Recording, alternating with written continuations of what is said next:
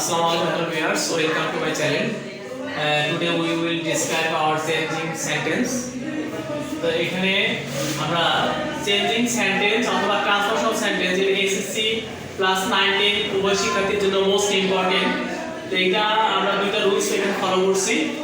একটা হচ্ছে পুট একটা মডাল ভার্ব, আর হচ্ছে বোথ ডট ডট এন্ড, এই দুইটা রুলসের ক্ষেত্রে আমরা এখানে ব্যবহার দেখাবো।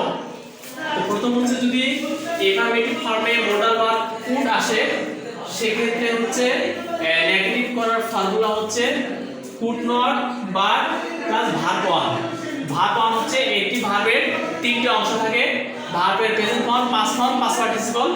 তো এখানে পুট নট বাট বসার পরে যে ভার্বটা থাকে সেই ভার্বের প্রেজেন্ট ফর্ম লিখব। Then both dot dot and, এটা একটা রুলস।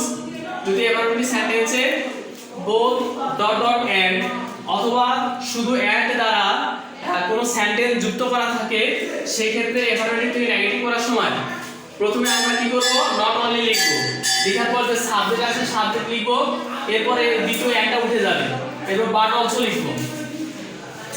তারপরে বাকি সেন্টেন্সের এক্সটেনশনটা লিখতে হবে।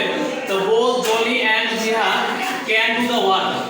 তো নেগেটিভ করার সময় প্রথম ওয়ার্ডটা উঠায় দিয়ে আমরা নট অনলি লিখলাম জনি, আর দ্বিতীয় এন্ড উঠায় দিয়ে আমরা লিখছি but also, then extension Jiha can do the work.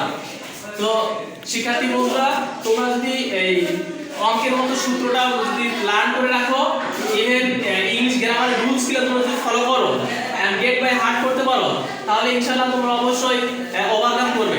Okay, thank you viewers, thank you.